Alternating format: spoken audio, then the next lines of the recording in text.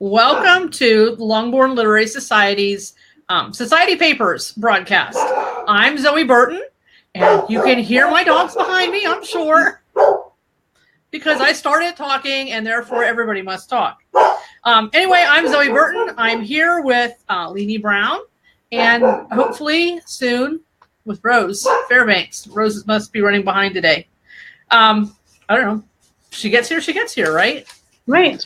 We miss her, but when she gets here, she gets here. And we're here with our weekly chat and updates and things. So, welcome. So, who's going to give their update first? Why don't you? I'm going to make you solo while you give your update, just because. Okay. Works for me. All right, everybody. My updates.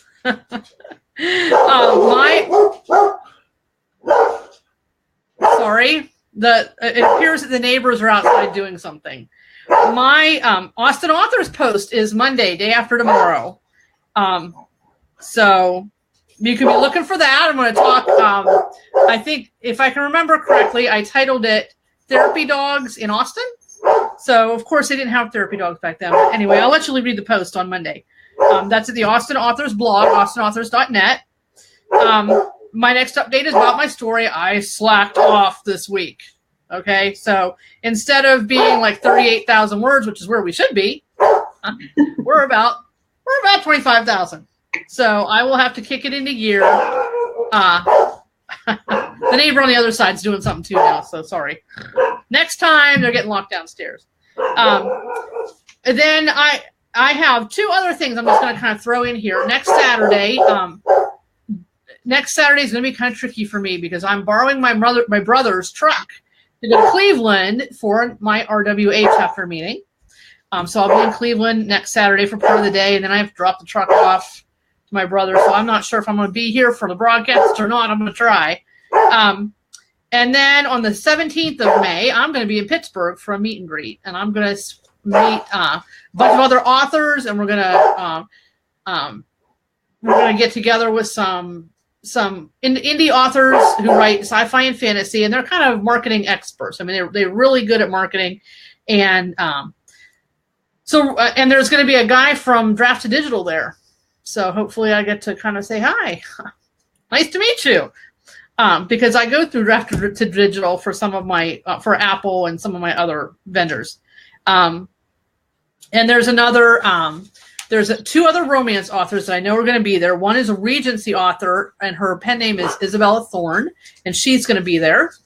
And there's another lady who lives in Pittsburgh, who I think she writes contemporary romance, named Kara Taylor, and she's going to be there as well. So I get to meet a couple new people, well, about 35 new people. So I got to put on my sparkly personality for a while, for a couple hours.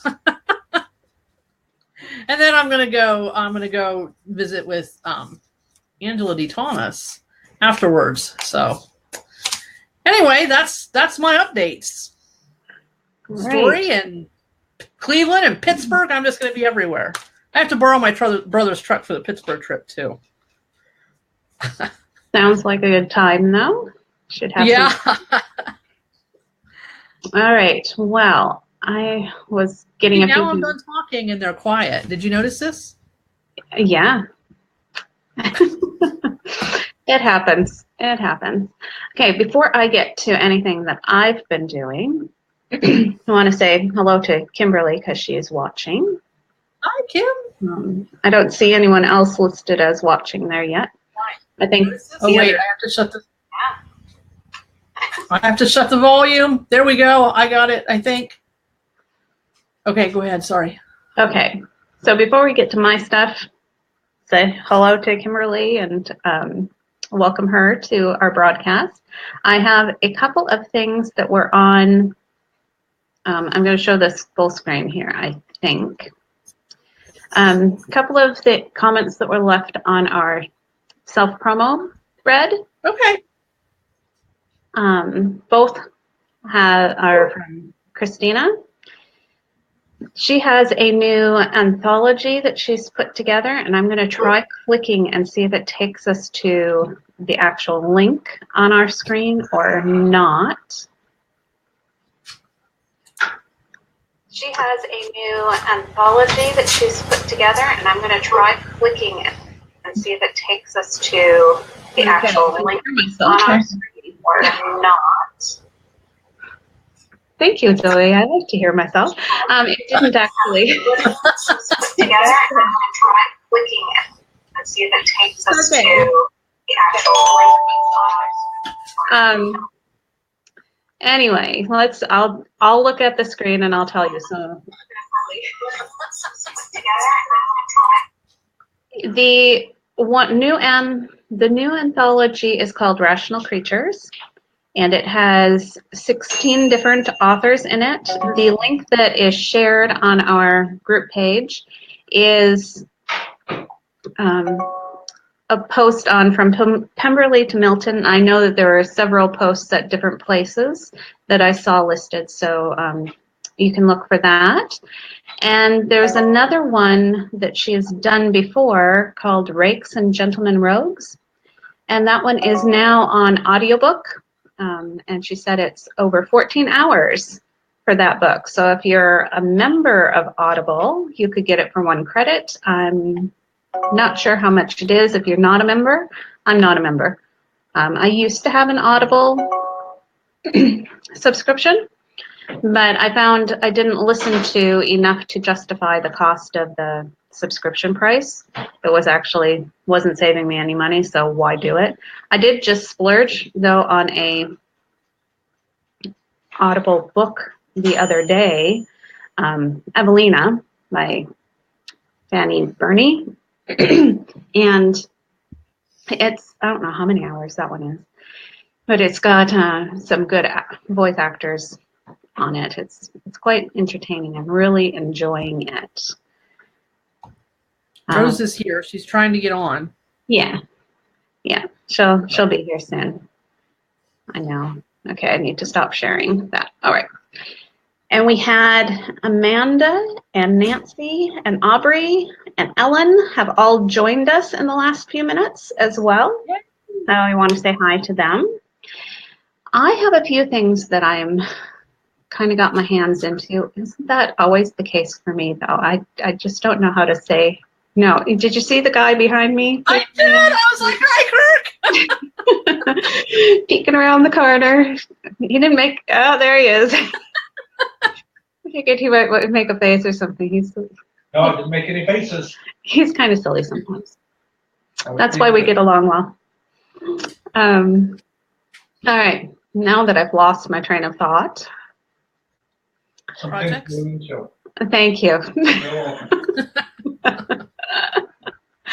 All right. First of all, we will give you the most important news first, which I'm sure you probably all know already, is I had a new book release this week.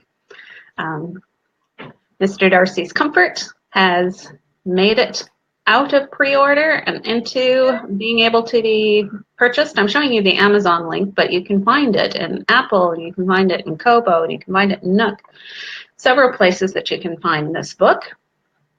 Has 5 lovely reviews so far, and I'm just going to check because I haven't looked this morning.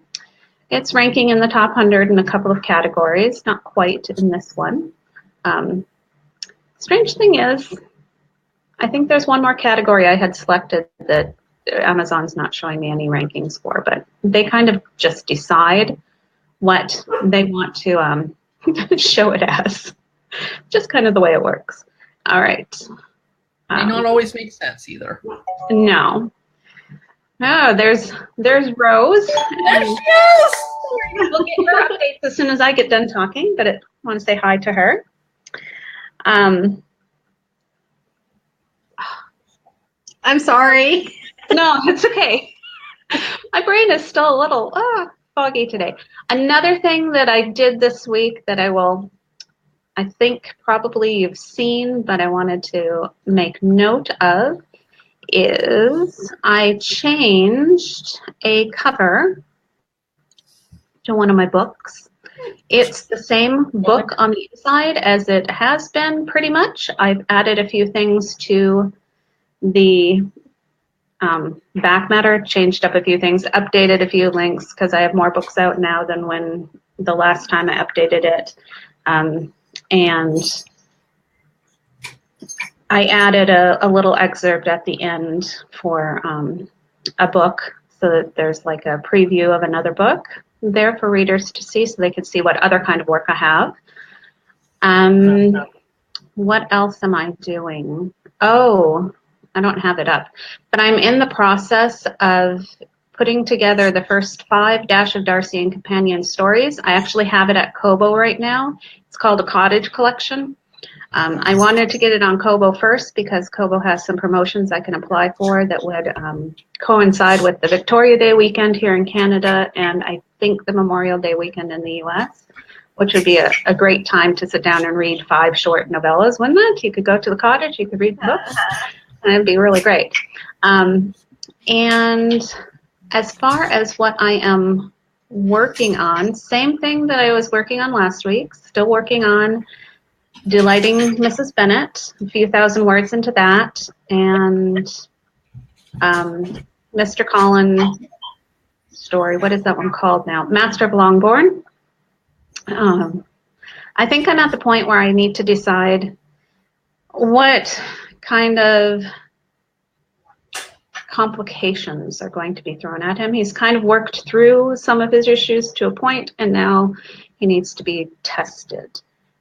So we're kind of the halfway point in that. And I'm about 15,000 words right now, so it should end up being somewhere in the 30,000 range by the time I'm done, I think, unless things just fall into place faster, but that's the plan right now. And I think that's all I have. I'm going to look at the my phone to see what kind of comments there are while Rose is talking. Okay. I need to catch up on the Mr. Collins story, and I need to catch up on Zoe's too. Since we chat kind of all day long, we get to swap stories, so I get to read before everyone else. So, but I've been busy. So, well, this week I didn't get a lot done because I went out of town. I went to Orlando with my husband and my kids, and we went to Legoland and Universal Studios, and yeah, they're a little young for all that, but it was fun, exhausting, and I came back with, you can't tell on my face, but because I put sunblock there, but I've got a sunburn around my shoulders and the back of my. Oh, we lost her. It was my fault. I clicked the wrong button. Sorry. Am I back? You're back. What was the last thing you heard? You went to You have sunburn. Sunburn on your back. Okay, so you just missed, yeah. So I'm just a little sunburned, a little tender. So, so on the long drive, I did get to write some. Headphones work a little better when they can be plugged into something, and my Pandora app was not working for some reason. And then we weren't able to find a lot of radio stations, so I did get some writing done on Loving Elizabeth, and I think it might be trying to be a series, so I'll have to ask readers how they feel about that, because I mean, ideally they'd be novellas, so I could do them back to back, like month to month. It would push back the sequel to Mr. Darcy's Blue Stocking Bride probably a month or two, but I think the way I'm plotting it, the way it's progressing right now, there's a very kind of natural break in the story where it really is like, this is one story. I know a lot of people probably just prefer all of it to be a novel and all that, but story structure wise, I don't know that makes sense. So I'll have to think about that a little bit. And it also does mean that readers will get at least that part a lot faster. So that could be a bonus. So I've got to think about that, and we'll see. I have a feeling some readers might not like that idea, but some will. So, and then I did some author professional development for a change. That's usually, I'm behind on that usually, but Elizabeth Ann West, I'm sorry, I've got dinging going on, is hosting kind of like a author conference sort of thing, virtual, and it's called What Authors Need to Know. And if any of the other authors viewing this are interested, let me know, and I can give you the links for that. I might put it in the comments or something. But I know they were conferences, and then I'm not sure if she's offering them again or if there's going to be videos you can download instead. Just because they're live videos with like some guest hosts sometimes too, and it's a lot of effort for her, a lot of talking for her, so she can't offer that constantly, you know. But I really got a lot out of it, and it was really good value. And you know, I've got lots of books out, so I think it's good information no matter where you are, and it's really interesting hearing the information from another JAF author. Not that it's only applicable to JAF, but like a lot of times when we hear things from romance or, you know, mystery authors, all these other things, you know, it's like, well, how can I move that into JAF? And so hearing it from another author who does have a lot of success, she does standalones, she does novellas, she does series of novels and novellas. So, you know, she really has tried a lot of different things. Lots of, you know, I feel like I can take a larger grain of what she says and apply it to my own path. So that's always nice. Yeah, kind of a slow week. Yeah, if you could put a link to that in the comments, that'd be awesome. Because I know I had wanted to join it, but it just didn't fit in my schedule. So if she was doing the videos after, I would love to pick those up. That'd be awesome. Because she does have a lot of good information, and from what I saw, I know I had seen the link earlier. It's a really great price that she did it at. Yeah, and especially her session, she had you get download slides like a PDF too.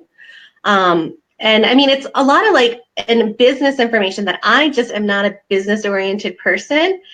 I'm not only creative, I feel like, so I do think I can adapt to that a little better than some other authors out there do. But yeah, like I haven't taken any business courses, and there are things that I didn't really think about, like even how to calculate your net versus your profits, and that'd be good to know. Like I always know what I'm making, what's coming to me that month and everything. Like that's my big thing, but I don't actually think a whole lot about like, well, what have I actually made on this book and how do I duplicate that? What are my steady monthly costs? What can I afford to spend on it? Like advertising? That's a scary thing for me because I feel like it's such an unknown. So I really got a lot out of it. So also I was speaking with Lee Dreyer earlier, and she has a book released, The Best Laid Flight Plans, and I did put the link in the comments. Okay. So I didn't know if she had a chance to drop by. I don't know. I didn't see, but I see the comment there with the link. I can't quite get to it here though, can I? Okay. Sorry, I didn't have a chance to send it to you before the video started. No, that's okay. My morning errands ran unexpectedly long. We had to get refills for my daughter's ADHD medicine, and yeah. I'm just looking for it now, so. Okay, I'm sorry. That's fine. Yeah, talk amongst yourselves. Yes, what can we talk about? Right. I just have to find where we are. Why can't I find things easily on Facebook? This really annoys me. I think they make it that way. that way Want me to tag you in it? No, I think I'm just about there. Okay. But you might hear the video in the background before I get to actually turn it off, because I think I'm going to have to click on the video. I just have to where we are. So I'll just talk out loud a little bit. Easily on Facebook. This really annoys me. Okay. Definitely annoyed. No, I think it's out there. Okay, it's making noise. But you might hear the video in the background before I get to actually. It wouldn't let me mute you. There we go. My concern with loving Elizabeth as a series is in romance, we need to end the couple with either happily ever after, or even if you can come back with a sequel later, or, more in the series and then they face things together, or at least a happy for now. So I need to determine how I'm going to do that, because essentially the second half of the story is a second chances situation, where they had this first chance and blew it or something happened. So then they have to get the second chance. So it's not how I originally planned it, wasn't going to be ending in a super happy note. So I need to figure out how to do that if I am going to do the series. Yeah. Something like that. I did try working on the ending some yesterday. I don't usually write out of order like that, but the kids had gymnastics and everything. So I only got I got like 200 words, I think, into it before I had to stop to, read me this book, mommy. These other things. So, because their classes are back to back, they're not in the same class. So, yeah. So, yeah, lots of fun there. yeah. Well, I keep hitting numbers when I try to type comments in. If I'm trying to hit an I or an O, it tends to like to give me 8s and 9s. And anyway, Sharon is here, and I was saying hi to her. Hi, Sharon. Ellen said she likes series, and I asked what kind, long or short. She said both, but she prefers long. When I love something, I don't want it to end. I'm like, yeah, I understand that feeling. Yeah. Yeah. Although I'm weird.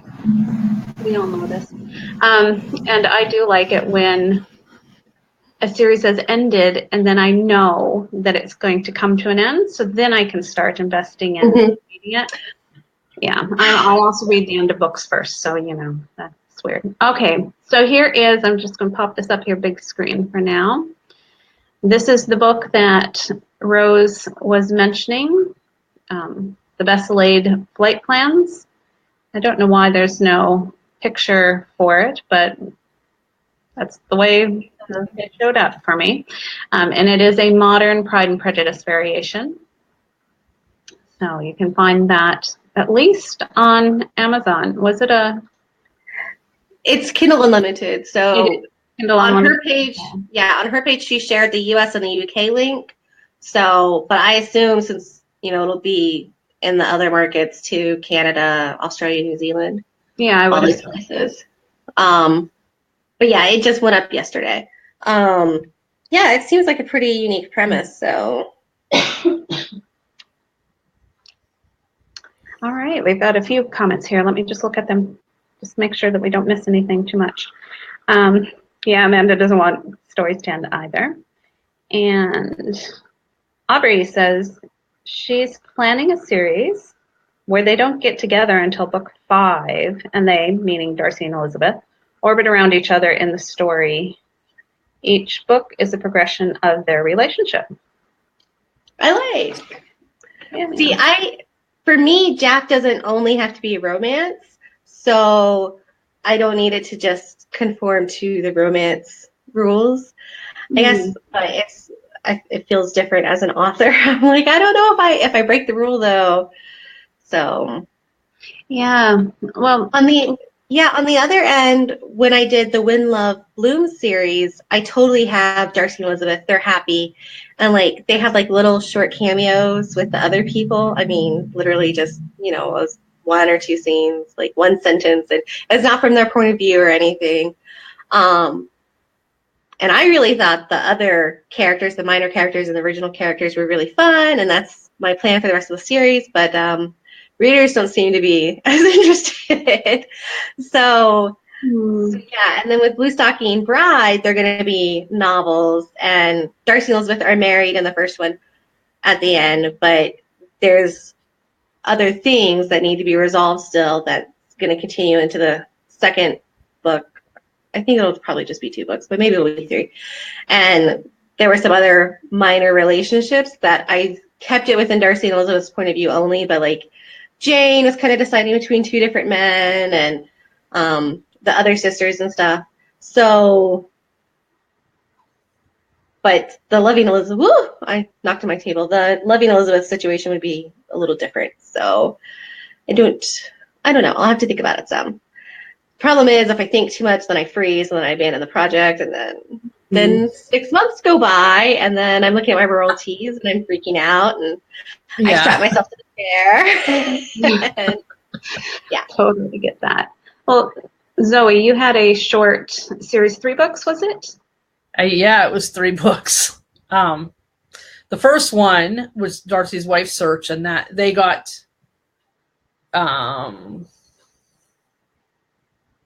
I don't remember if they got married or just engaged in that one. That was Darcy and Elizabeth. The second book was Lady Catherine Impedes, and she tried to come between them. I think they were married. I think they were married because they were at Netherfield. Yeah. And the same with the third book was Caroline trying to come between them, and they were already married. Now, I will say that the first book was resolved happily. I mean, it was definitely a standalone thing. The second book, the main conflict was resolved, and that was the issue with Lady Catherine. However, if I had to do it again, I would do this a little differently. At the very end, Caroline shows up, and I got a really scathing review. Somebody called me a scammer because I had Caroline. So I should have, if I did it to do it again, I would probably move her up a scene or 2, her entrance. But I loved the way that ended. But, and then I read the Caroline book, and Caroline fought me for the whole, however long it took me to write. I mean, she really fought me tooth and nail. So that was about Caroline, and,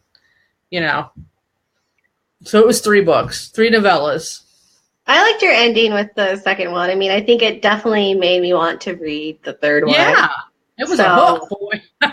Sometimes one bad review is just one bad person's bad opinion, can't please everybody. Right. Well, not everyone's cup of tea, and I don't want to be, Yeah. Right. That's true. And you learn as you go through each series, you learn something new that you might want to try different later. But I have a couple of comments. I'll read them in a minute. When you're doing it, you do have to leave some open loops. You have to present what's going to happen in the next book so that people know there's a reason to continue reading. I think that's something I've learned as I've been going through them. I've done 2 short series now, and I suppose if you count my trilogy that I just did, that would be 3 series. But I keep doing sequels. I have lots of books with sequels. And most of them have Darcy and Elizabeth together in the first one.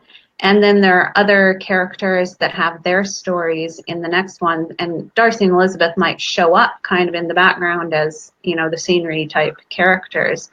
But they don't really have any big part in it. That's the way it's kind of been for all of them that I've done. This one with Master of Longbourn, I think, is the first time where Darcy's playing a little bit bigger role in it. Not necessarily Elizabeth, but Darcy's there, Bingley's there. They're helping call us out. So it's a little bit different. And with the one that I was doing on my blog, Confounding Caroline, which is going into Delighting Mrs. Bennet, at the end of that, they've only come to an understanding that they're going to try a courtship. They haven't actually gotten to know each other and decide that, yes, this is who I want to be with for the rest of my life yet. They've kind of thought that way, but they just haven't gotten to that point yet. So that'll be a little bit different. It's not quite the same romance type thing that I've done before. So it's a little daunting to try something new like that, for sure. And I know when I read series, like most of the series I've read have been in Regency romance, and they usually have one couple per book. Right. And I really like those because then I've got a complete story in one book. So if I can't get to the next book for, a couple months or something, I'm good. Or if you read out of order. Yeah, exactly. Sometimes I've read something, just picked up a book and thought, oh, this looks good. And I've read it. And I'm like, wait, there's got to be a story about this couple somewhere. And I've gone searching for it. I've even had some, it's Duke of Danby was the common element in Right. it. They were all related to this Duke, and he had summoned them for Christmas and stuff like that. And He's I've pretty gone and looked crazy. for those other books to read. I haven't read all of them because some of them, once I read the blurb, I didn't really know if I wanted to read it. 'Cause it seemed like it was just going to be a little bit too long and too much, I don't know, prolonged drama, I guess is the way I would say it. It didn't sound like it was something that was going to capture me anyway. Okay, a couple of comments, and then we can continue with whatever you guys think we should talk about next. Or maybe something will come out of this. Ellen prefers to have them together right away in the first book, them being Darcy and Elizabeth, and then Against the World in the rest, which I know Zoe really enjoys. And Sharon says that she's leaning towards books that really work Darcy and Lizzie's story into a whole new story full of twists and turns. Just the same Darcy Lizzie book with little variation is not something I'm interested in anymore. Yeah, so looking for something a little different, something a little bit new. I do that a lot. If I were to do another series, I would have to figure something out where Darcy and Lizzie are the central characters, and they do something. Like, I'm not into mysteries, so I can guarantee you I'm never going to write a mystery. Okay. Maybe they're helping get some couple together, or maybe because I don't always put all the villains in the stories. No, me either. Yeah, so it can get crowded. If I did another series, it would be something along the lines of maybe it was I planned 3 or 4 books, and maybe Wickham's the bad guy in all of them, or maybe he's just somebody's puppet, and it takes us all the way to the end to figure it out. But he's going to the guy behind it all is going to use all the different villains, because I won't. Yeah. I think some of my favorite long series like that in JAF have been ones that they really expand the family drama. I'm thinking of Imperative by Linda Wells, and I have no idea how she plotted it or anything. And when I bought the first book, I didn't realize it was a series. I didn't realize there was a volume 2. And there are so many different story threads that are developed in that first book that definitely are not remotely resolved, and you have to read the second book. And but I mean, it's really long. Each book is really long, and I feel like it breaks a lot of the so-called rules and even things that I think about. Sometimes when I get criticized or offered opinions about my writing, I'm like, well, that's not what I would do. That's not what I've necessarily read is good structure or something, but somehow it totally works in that book for me, at least. And I'm just, every time I read it, which I can't do very often because I will zone out to the world. Yes. Children aren't getting fed. So yeah, I don't know if I can replicate that though. I was telling Zoe and Leenie last night, I was I'm not sure when this happened, but I keep ending up falling into series, and I keep looking at them and feeling like I'm not quite doing it perfectly or something. And I'm so somewhere along the way, it became important to me to do one really well. And I have no idea when that happened. And I've got a lot of sequel ideas too for some of my early works. And I don't know when this started because I thought I was a standalone person. But yeah, so I don't know. I keep reading series. And I'm I could do that. And then I start to write it, and it's not like that. So I get frustrated with myself, and then I get scared, and then I abandon it, and then yeah. So I don't know. I don't know. I guess I've always just fallen into them too. I'm not a big planner, and I never planned to do a series. You fake it so well. It totally seems like everything is planned. You have it together. There's no, she forgot about that moment or anything. Well, I get partway into it, and then it starts to grow and develop and become this other thing, and then it even changes past that. So I don't know. It's just the way my mind works, I guess. The Willow Hall series, that just started as I was just going to write this little short thing about the couple that has the Living at Kimpton that Wickham has reviews. And then it kind of, so it's a prequel to Pride and Prejudice. And I thought, well, what would happen after that? So then I had to do The Tenant's Guest. And in The Tenant's Guest, Lydia decided to be different than I think I've ever seen her before. And she does some stuff that one ends on a cliffhanger, and not Darcy and Elizabeth's relationship. Their relationship is completely closed, but Lydia's missing. So hers is obviously not even started to get close to closed. And I did get a review that mentioned that about it.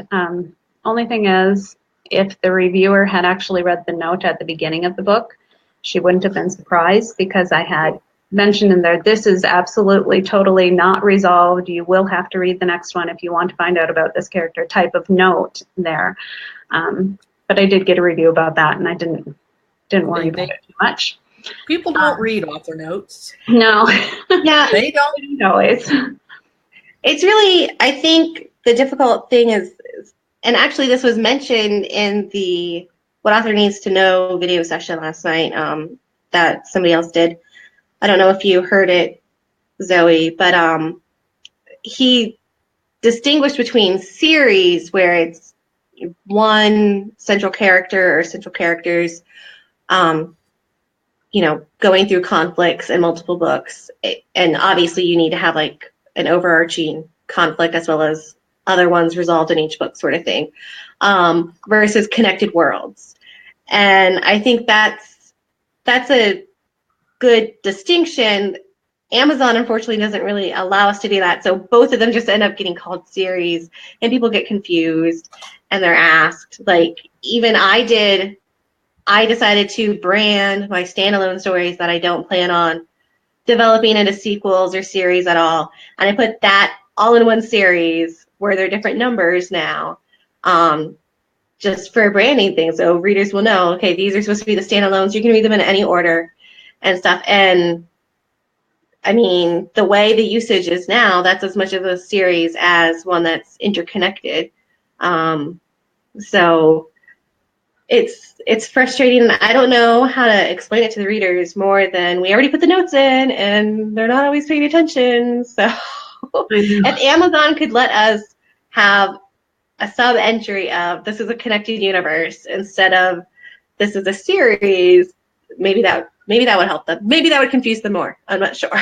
Yeah, because even if you're doing a collection, like I tried to do my collections of Dash of Darcy stories together, you can't do anything but say that it's a series, but it's not like one follows into the other, although, the companion stories do. So I'm trying to rearrange that at the moment, actually. Yeah.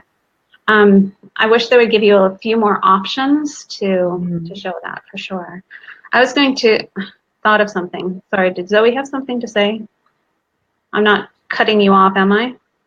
No. I'm right now. I'm thinking, and I've got my little notepad, and I'm awesome. Okay. plotting.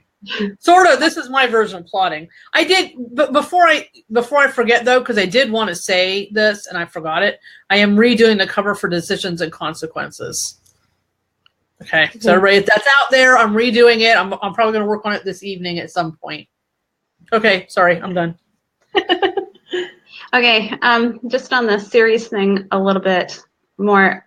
One of the members in my RWA group is Deborah Hale, and she has she's been writing, it says, for 20 years. And she's got 36 books, and she's got them in several different categories. She's been published by Harlequin a few times. I don't know if she's had any other publishers or not, but she's got several books. You may have seen, she's just redone some covers too, because I remember some of her other covers. These are beautiful covers, by the way. They are. But anyway, she spoke when we had a craft type seminar. After we have our meeting, and then we have some sort of craft seminar, and it was just kind of basics. And she had some quick notes on series, and she had 3 different types of series that there can be. She said there's the... Let me take notes on this. There's the continuing character series, And she gave an example of like Miss Marple series, Kate Lang series. I haven't read either one of those. Miss Marple, I think, is mysteries, though, isn't it? I think so. I think so. And then she had the connected characters. Okay, well, the continuing character series is self-contained plots involving a continuing main character. So like there's the main character.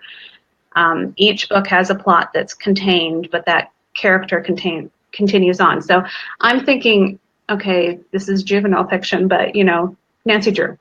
Right. Yeah. Yeah. Yeah. Sort of thing. That's the kind of idea that I have for if I'm going to do a series again, something like that. Yeah, and then there's the connected character series, and she gave a couple of examples: Wingman Warrior series, Color of Heaven series, Glass Slipper Chronicle series, Jewel Cove, Montana Mavericks. So those are some of the ones that she gave. And these are the main characters of each story change, but characters from the past and future stories often play secondary roles in the current story, which is kind of what I've done mostly, I think.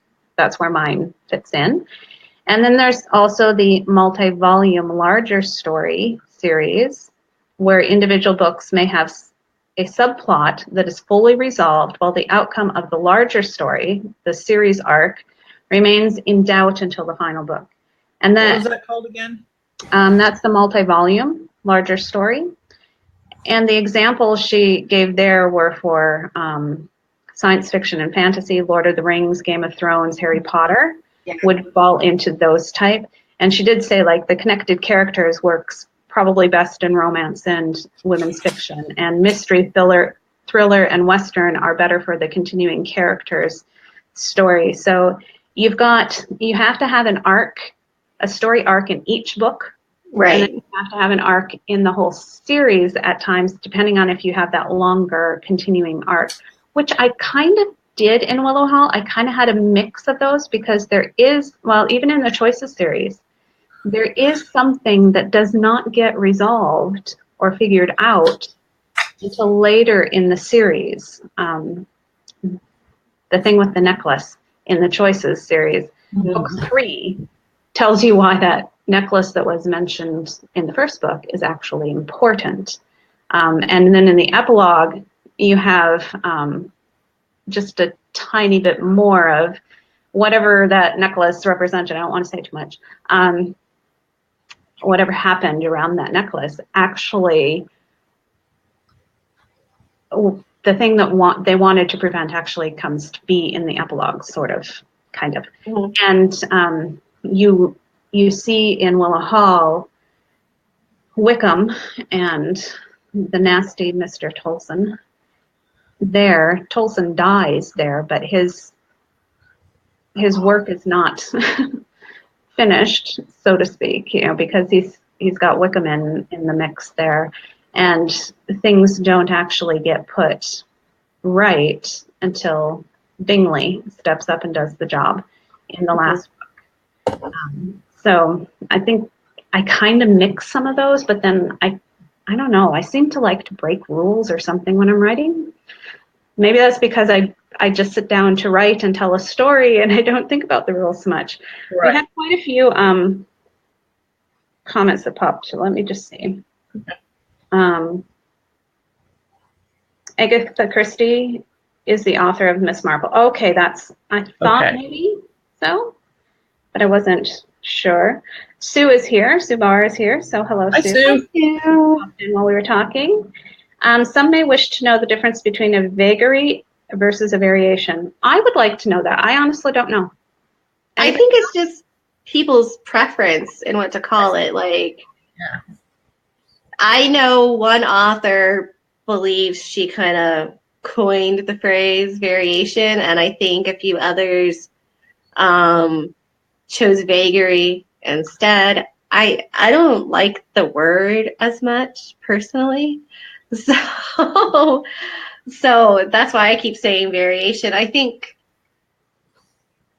I'm also leaning towards just calling it a reimagining now, because I feel like that translates to non-Jaff people easier. They're like, oh, okay, I get it. You know, you're reimagining it then. I I got told at a conference one time that I'm basically a cover band, basically, of Jane Austen. Or what is it called when it's like an homage group? Oh gosh, I can't remember what it was, but that's what he called me. I was like, yeah, okay, that works. Yeah. Like the people that only do Grateful Dead songs or something. Right. Yeah. That was his example. I don't think I even have ever listened to the Grateful Dead, but plenty of people like them. So Yeah. yeah, as far as I understand, there's not supposed to be a difference. I think the word pastiche, if I'm saying that correctly, I think that's where it's supposed to be like almost satirical. I think. Okay. I don't know, but I don't like that word, so I'll never use it. Exactly. I actually use reimaginings in my descriptions of my books more. And like if I put it on the cover, sometimes I'll use variation just because I like that word better. And most times now I'll just say like a Pride and Prejudice novella, a Mansfield Park continuation, or something like that, just because. I think the genre is kind of big enough now where people know that when you say it's a Pride and Prejudice novel, you're not saying it's Pride and Prejudice plus, You're seeing it. a couple extra words. Because a few of them have been like that, like Pride and Prejudice and Zombies is almost all Pride and Prejudice original words and then the zombie scenes. So if you're trying to translate into completely new readers to the genre or something, then you might want extra words or something. But yeah, I think that's fine now. Yeah, sometimes I wonder if mine are too far off canon sometimes to be even variations. I know variation means you've changed things, but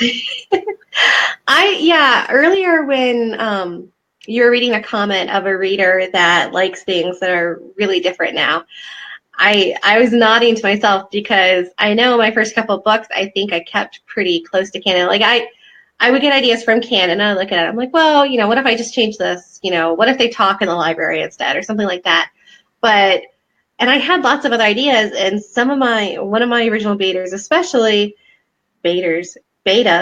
I would bring some ideas to her, and she's like, that's really, it's just so different. It might as well be an original story because she doesn't only write Jane Austen fan fiction. She's written lots of other fan fiction. She writes lots of original work too. She's very severe on herself. She's not published anything. And I keep telling her she really needs to just do it. But anyway, so I've kind of had to like free myself from that voice. I still totally appreciate her opinions and everything, but I think there is an interest for, hey, this is like so crazy and so out there, it might as well just be its own story. But I've also experimented trying to make those into their own stories that are not Pride and Prejudice stories. And I don't know if it was just because I had the Rose Fairbanks name attached to it or something, but it did not go very far out there in the Regency world. So, and that's just part of the market there in general. It's just way more competitive. But they sell great within Jaff. So there's definitely people that like a total reinvention. And then there's, the people that want something really close. There's retellings. That's something that I don't do a whole lot, where you get the original Pride and Prejudice story, but from somebody else's point of view. I've even tried to do Darcy a couple times, and then I keep changing it. So I'm like, wait, no, that's not what happened in the original. yeah. Yeah, if you want close to the original, then read the original.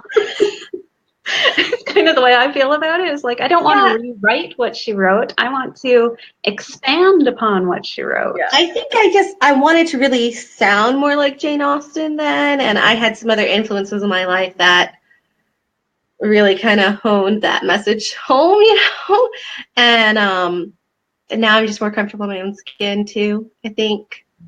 You have to find your voice. Yeah.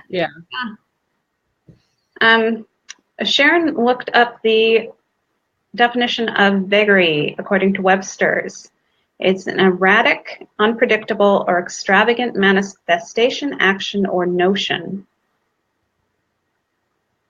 So that's different. Okay. Not what I was expecting from people's usage of it. No, me either. No, I didn't either. I was going to, just for fun, see what some of the synonyms are. I always love to look at the thesaurus because it kind of gives you an idea. So synonyms that they have, this is just thesaurus.com. Quirk, whim, fancy, humor, idea, impulse, inconsistency, or inconstancy, sorry, I read that wrong. Notion, whimsy, fool notion. So, yeah, I don't know. It's a different word, isn't it? It is. Yeah. It's all preference. Yep.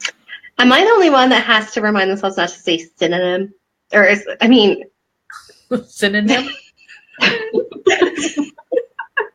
Cinnamon. a cinnamon? Yeah. This time I was trying to say cinnamon and I said synonym. So yeah. Sue says that so far she has not touched the original main characters. I have a few times. And I'm having a blast twisting the secondary characters. Yes, love that.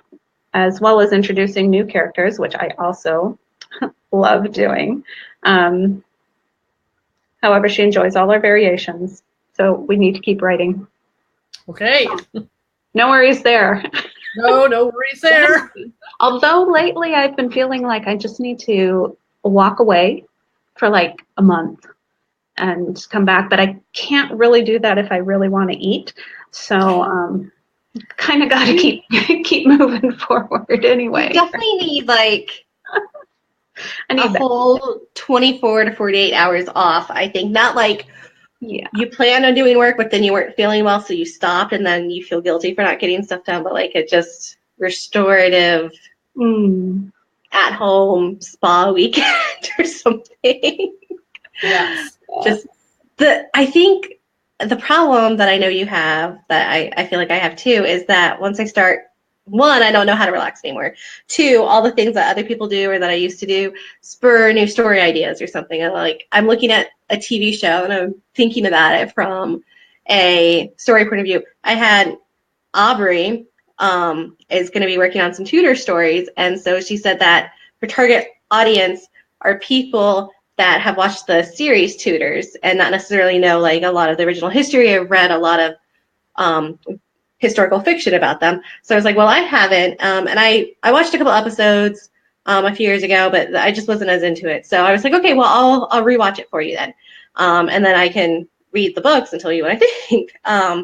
So I am rewatching that now, and I keep getting ideas. I'm like, how can I make this like certain things into Jaff, or how would I modernize this situation? Because like, I mean, there's the celebrities of the day and stuff, and now divorce is no big deal. But what would you do if, for example, Catherine in the series, Catherine of Aragon, the first Catherine, she is just like basically adamantly not giving him a divorce, and we do have people like that now where they will contest the divorce and fight tooth and nail and stuff. So I'm like, how can I do that? I'm just like, no, you're just supposed to be enjoying the show. So yeah, I don't know, maybe I need to do something more hands-on, get into crocheting again or something. There you go. But no, then I'll start thinking like, well, what would be a Regency pattern for that? It's really bad. It affects everything. Especially in this color. Mm-hmm. Oh, Deborah Ann's here too, so let's say hi to her. She's here. Hi, Deb. Oh, I had a thought when you were talking about that, and it's totally gone. I'm sorry. I do that to people all the time. Oh, my brain does that to me all the time. So, and I think it's genetic. It happens to my kids too. Oh, and they're really struggling with learning to take turns while talking right now, and they'll talk over each other and then get mad at each other. And you made me forget. And y'all made me forget. Okay, Yeah. both of you. yeah, that's what happened. You had kids. And yep, exactly. Sharon says, for our information, The Secret Garden is being reimagined with Colin Firth. Wait, wasn't he in the original, I thought? I have no idea. I don't remember. I've watched Secret Garden, but it's been a while. I've never seen it. Okay. It's been a long, like I was a kid and did not know who Colin Firth was, because I cared about the kids. But someone, either I've heard that before and it was months and months, maybe a year ago, or I thought it was referenced that he was in it somewhere. I don't know. Maybe I don't know what I'm talking about. I should shut up. This is how rumors get started. Yes. Yeah. I started, I remembered what I was going to say. I started listening to Evelina because I needed it for a story because Collins is reading Evelina. So I needed to have some idea, and I've referenced it in other books. So I thought, well, it's about time I learn it. Mm-hmm. So I went ahead and got it, and I've been listening to it. I think I'm only like to maybe letter 14. There's a ton of letters, like, I don't know, 80 of them or something like that. It's hugely long, which is weird for me to read anything like that. But classics I can put down and come back to. You know, it's not the same as modern. Let's see. The characters in there, as I'm listening, I'm like, man, there needs to be some Fanny Burney fan fiction. Yeah. They're really interesting characters, and I can see so many influences in Jane Austen's work from that. Like the one guy that's been introduced, I was kind of doing dishes, so I didn't hear everything about him because, you know, water running and all that. He's not a nice guy, and I think he ends up being kind of I think he might be the main protagonist. Not protagonist, antagonist. And he's Sir Clement, which I knew that from reading the synopsis. But his last name kind of stood out to me because it's Willoughby. That is interesting. Yeah, and, you know, Evelina is an illegitimate child, not because she was actually illegitimate, but because her profligate father didn't get the money that he thought he should get when he had come back from France to England with her mother, and decided to burn the marriage certificate, and there was no proof that they had ever been married, and then she had the baby illegitimately because he had disowned her, basically. And I thought, well, you know, those profligate people, you know, even Willoughby, when you think about it, he was kind of that way. And you've got, you know, the illegitimate children in Sense and Sensibility. You've got Harriet and Emma. No one really knows what her heritage is, but they suspect maybe it was a nobleman, you know. Yeah. That sort of thing. So you can kind of see where that even Emma got that idea. Yeah. It could be a nobleman. It's really interesting. And I thought, as they were telling me that part, that's like in the second letter, I think, where Mr. Villers is explaining this, that what if Wickham had been promised money and then somehow the money didn't get to him and he just left Lydia? You know, it's like there's so many little what ifs that come in. And it's like you can't do anything without thinking about the stories. Okay, we had some information. He was the adult Colin in the original. Okay. Yeah, this is okay. And she said this is taking place after World War II. He plays Lord Archibald. Is the other? Okay. Oh, Liz is here. Hi, Liz. Hi, Liz. Sorry, if you see me look down and make weird faces, it's because my husband and the babysitter are texting me. That Aubrey says that's why I can't watch TV. Yes, exactly. I started watching Longmire on Netflix. Oh, my husband loves that one. I've seen most of them. And I'm thinking about writing a small town cozy detective story. That could be interesting. I do enjoy Longmire. Although some of the later ones, I don't know. Things are just going too long for me, and I'm kind of done with it. I'm not a real big series watcher, you know, season after season after season. Like I watched one season of When Calls the Heart, and I looked at some of the titles in the next season, and I go, it's more of the on again, off again. I don't think I want to do that for, it turns out, 5 seasons before they get married, and then Have you heard what happens in the last one? No. I don't accept Not this watching a reality. series that is going to do that. No. Okay. The other stories within One Calls a Heart are super heartwarming, though. Yeah. All the other people, although some of the people, like Abigail, also has a few will they, won't they situations that are weird. But yeah, like that, I watch that show and I get ideas too. And then I have to remember that in Jaff, people are interested in anyone but Darcy and Elizabeth. So Right. I'm like, dig it. Yeah. But yeah, I think they do some really good storytelling about how to have a central town community. Yeah. And we do see that in other series, especially in other romances and stuff.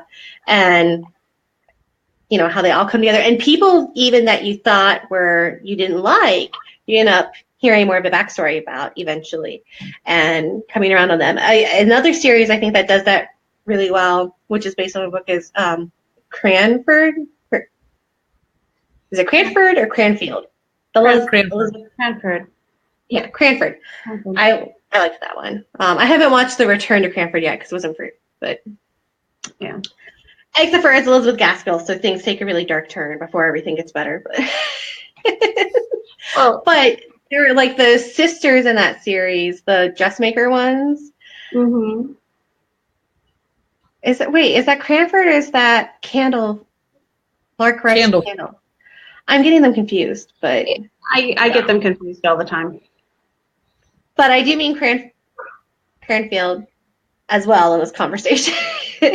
I think the sisters that I'm talking about are the Lark Rise to Candleford, the one with Julia Swahala or whatever. Who Yeah. played Lydia in the 95 Pride and Prejudice? Yeah. Okay, yeah. Sorry. Two different series I'm talking about here. But yeah, like they seem like mean, nasty, judgmental spinsters. But they have some very touching scenes and stuff, and I think that's what I like about Jane Austen too, is that they're real people. They feel very real. They feel like people that and stuff. Like sometimes they might not always be the nicest. They might be a little moody. They might be a little snarky. And they might rub some people the wrong way, but other people really like them. And yeah, and it's not just the main characters that feel that way, but it's everyone. As much as I would say Jane Austen does have some flat characters, and the fact that they're not super rounded out, and she didn't expand their stories, unfortunately. But hey, we get to. They do all feel very like, hey, I know a Lady Catherine in my life, and I know a Mary King, and Mr. Palmer, and and all that stuff. So I've taught a Mr. Collins. I've taught a Wickham. I have taught Jane Bennett. You see the personalities. Actually, I had one class. Oh, so funny. There were two boys in there. In my mind, I referred to them as Darcy and Bingley. They were just. I remember. It was just so perfect the way that they were. Like one was just slightly more serious than the other one. They were still both, really intelligent guys, but it came easier for Darcy than it did for Bingley. It was really cute. Yeah. Yeah, it's funny how you see those things in people. Yeah. Give when calls the heart another chance. Well, there are people who, just like, where Darcy and Elizabeth needs to be okay all the time in Jaff, there are people who are planning to not watch season 6. I've heard. Yeah. And I did think of you when I was reading one comment on YouTube underneath a little video about it. They're like, it has to be a dream. I thought, okay, Rose. my concern with this the entire series has been that I think it started in like 1910 or something. So I'm like, I don't know if each season is supposed to be a year. They typically have a Christmas episode though. So, but that's not always true with TV series. Like, for example, MASH lasted way longer than the Korean War, you know? Yeah. And they usually had a Christmas episode every year. But I keep worrying about like World War One. And so when they started doing these, Mm-hmm. it might be a little bit of a spoiler alert, but there's some disturbances in different provinces and stuff. They give it like the Wild Wild West for Canada, I guess. So I was like, okay, I guess maybe they're going to do that instead of worrying about World War One because they're so far out there in the West instead of, you know, a bigger city situation. I don't know. But yeah, so, and Jackson Mountie, so that's always going to be a concern is law enforcement issues, right? Right. Yeah, I'm just like, I don't know what they're going to do. So I've always had that like lingering in my mind. I'm like, great, and now the war's going to start. And but yeah, so this is a different sort of twist. But I feel like I'm semi-prepared. But yeah, I mean, like if you, yeah, I don't know. I'm the girl who got upset when Winnie Cooper and what's his name from the Wonder Years didn't get together. I was 12 years old and I threw a throw pillow at the TV. My family won't let me forget that. I walk away from things like that. Well, it's like Downton Abbey when they kill off that character, right? I mean, it's like I quit. No. I quit. Yeah, after that's that. I do. I think since it's finished, I might go back and watch now. But his name was I was Kevin. very sad. That's Kevin was the Winnie Cooper and Kevin. Yes, Kevin. Yes. Yeah. Sue Barr knew it. Aubrey says she loves long-running shows, which totally opposite of me, but she likes to have a planned end date. Otherwise, it gets really crappy storytelling towards the end. And I do think they try to sometimes stretch it too far. They call it jumping the shark, I guess. Yeah. In their lingo, because they always use Happy Days, I guess, as, you know, when he actually jumped the shark. And that's kind of... I didn't even think about that's where it came from. Yeah. Yeah, and Sue says they didn't pull off the dream sequence in Dallas. It wouldn't work in When Calls the Heart. Well, we can always hope they can try. Yeah, I don't know. I think when it goes too long, I think then you have to start, I don't know, relying on dramatic gimmicks, I guess. And I don't know if it becomes if the storytelling becomes as good anymore. I think it takes a real skill to keep it going for a long time. Yeah. Certainly true with books, too. Yeah. Yep. And I think that's one thing if you're just telling a very dramatic story from the start. But there's some times where the stories evolve so much, especially like it's the risk, I think, of reading and writing a work in progress and posting online and stuff is, I know personally for me, every time in every story I write, I start with an idea and I usually have, a lot of times I have an end scene in mind too. And then how do I match it all up? So the story is sort of plotted, but then it also unfolds a lot. But usually between a half and 2/3 of the way through is when I really understand like the real thing that the story's supposed to be about. Like I guess the deeper character parts and certain themes and stuff. Which yeah, when you're posting as you go and you haven't gotten to that point yet and you're just flying off the cuff, that can be really difficult. And yeah, I've seen plenty of stories where it's like, oh, I really want to deal with this issue and we're going to get like really dark and dramatic, but it started like way differently. It would be kind of like, I mean, one of the adaptations of Pride and Prejudice that I think is underloved is the 1940 film with Laurence Olivier. and Greer Garson, and it gets a lot of flack, and I think that's hilarious. I mean, there's totally things that aren't in the book, but that's how they did book to film adaptations and stuff. But I think it preserves Jane Austen's humor a lot better than some of the other things that have come later. I think sometimes we take her way more serious than she took herself, which has been great because that's why she's so emphasized in school classrooms and stuff now. That's how a lot of us get introduced to her. That's how I got introduced to her. But she's really funny and, has a lot of wit, and that's different than the Brontes, for example. So it'd be like if instead of keeping things more lighthearted, mocking the Gothic scenes in Northanger Abbey, the general really did kill his wife, or Marianne really does get sick and die and she doesn't recover, and or Willoughby's, pining away, and they're more, they're just star-crossed lovers and can never be together. Oh, and then they screw up their children's lives and won't let them be together. Let's do a Heathcliff situation.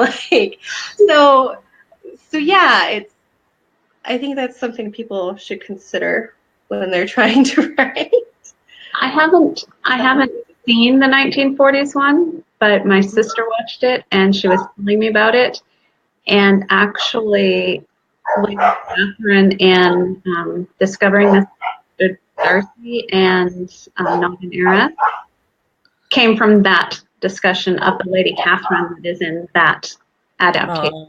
I do like that twist on Lady Catherine. Yeah. That she, has a worse bark than her bite, Yeah, she's not just all nasty, right?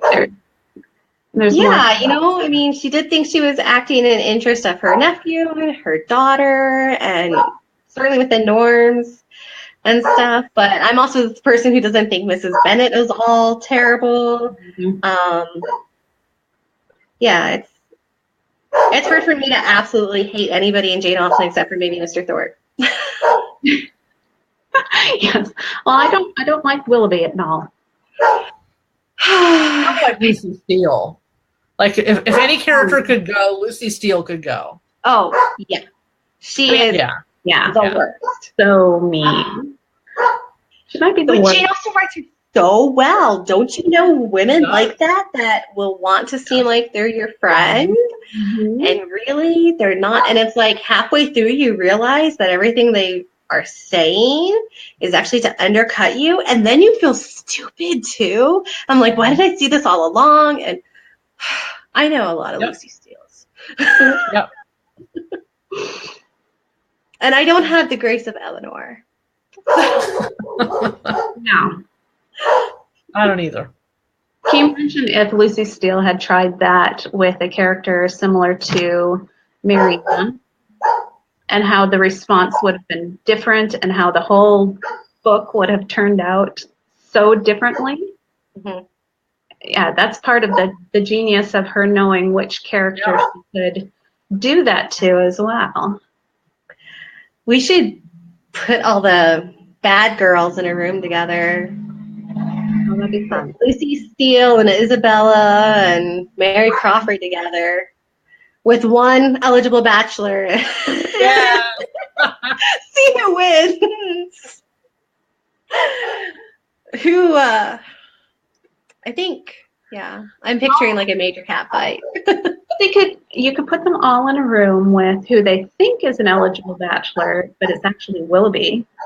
Yes. Like that, and see who can actually tame him and make him the man that she wants and get whatever the name of his estate is as her own. Oh, well, Mary would probably have the best chance at that, since that's what she sets off with in the beginning. Like, she knows from the beginning that that's what you have to do in a marriage. Yeah. Yeah, whereas Isabella's just,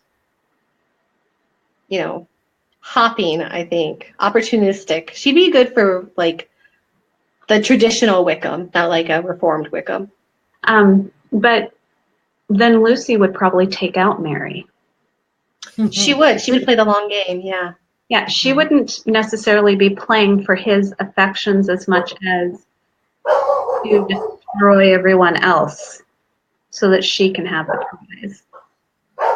Every time I think of Lucy, I'm just still amazed how she pulled everything off.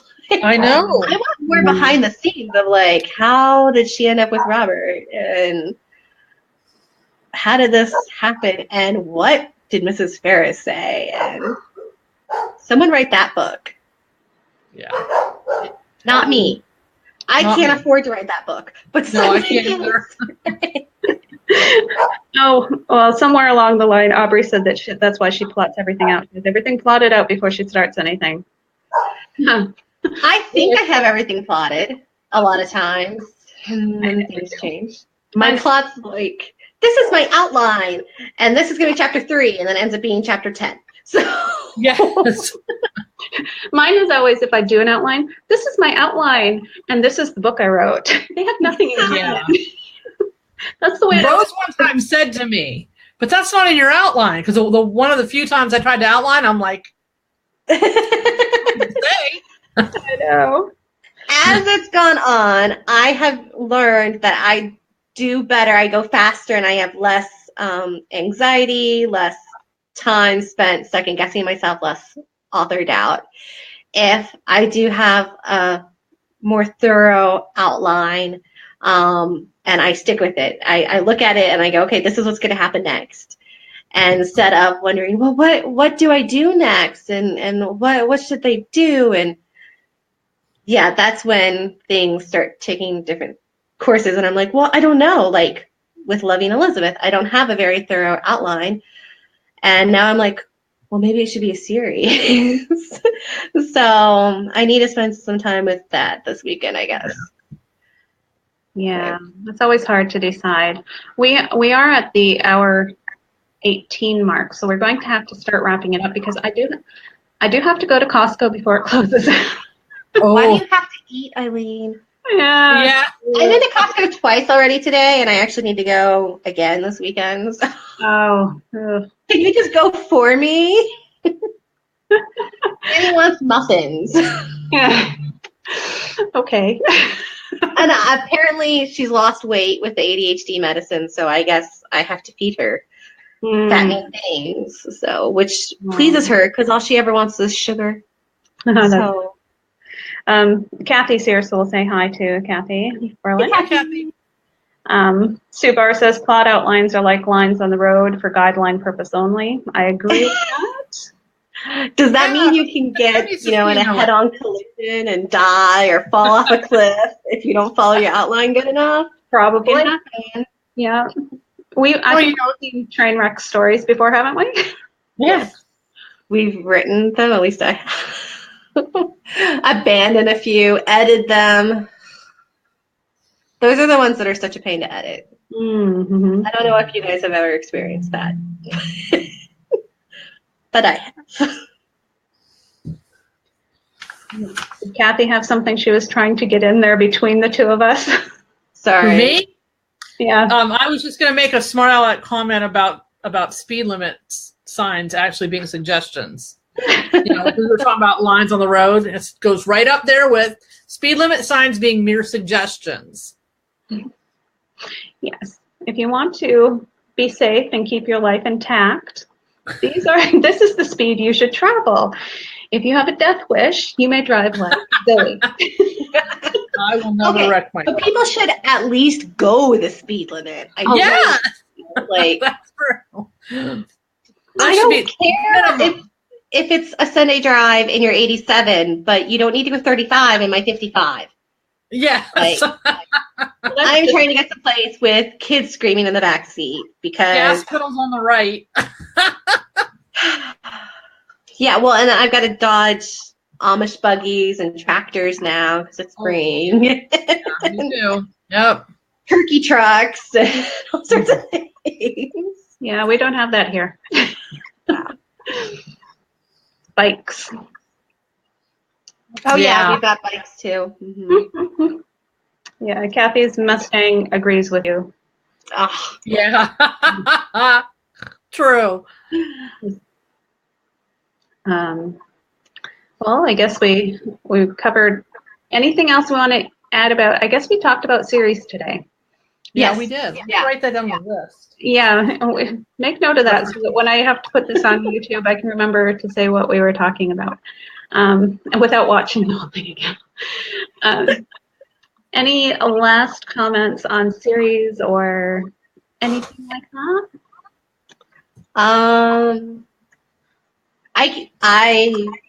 No. If I talk about what I want to talk about with it, it'll last several more minutes. So I'll privately chat about it. Okay. Yeah, I keep done. thinking I need to do another one. Do you? Yeah. You know what? I would like, you know how Christy Caldwell does hers. I guess it's the world building. She has a couple, and then there's people that touch that couple's life, and every one of those people gets a book, and then everybody touches those. You know what?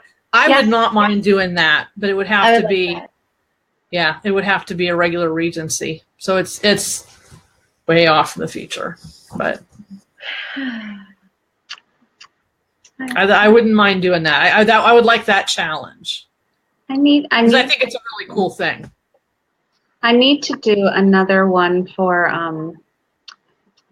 the Henry book, where I've reformed Henry, and then it's either going to be Mary or Mr. Edwards, I think his name was. I have to look to make sure. I'm pretty sure it was Edwards, who need to have a story next, and Tom Bertram might end up in that little series. But we'll go back to what we talked about several weeks before. That's not a big moneymaker, so that's why it's kind of been pushed off, even though I really want to do it. Right. Yeah. And I'm going to have to go back and read the story now before I can get it. But that's a really good story, by the way, if you haven't read Henry. Henry is a great one. It's a good story. It's almost regular Regency. I like your other Mansfield Park one too. It's not. Yeah. The Touch of Austin one. Yeah. I want to do another one of those too. Not a continuation of that story or anything, but I've got a couple of ideas for Sense and Sensibility or a Pride and Prejudice one. But again, not a big moneymaker. Sorry. Right. Although I need to do some of that just for my own creative sanity. Yeah, I get it. Sorry, Lee texted me. I'm just looking at. Okay. I lost my sunglasses on a roller coaster in Orlando, and my husband found another pair in his vehicle. So it was either lose the sunglasses or let go of Annie, and I was worried about her falling out. So I spent the whole time, I don't know that I've ever prayed so fervently in my life. Let's look at my baby. Let's look at my baby. Because it had one of those bar things, and the differences in our sizes are pretty extreme. So, and she wasn't like really holding on or anything. I'm just like, I'm gonna clutch onto you, and it went a lot faster and around more curves than I thought it was going to for a kiddie ride. Yeah. So we happily went to the splash pad after that, and then I didn't have to worry so much. Yes. Yeah. Well, I guess we will wrap it up then. All right. We're starting to get feedback too. I can hear echoing, so. All right. Good sign that we probably need to go too. Yeah. Great, everyone that came. I can't believe how many people are here today. That was awesome. Maybe we should do these earlier more often. Yeah, we should. That was awesome. Yeah. Any last words before I click and podcast? Just goodbye and thanks for coming. And we'll see you next week. Bye. Bye.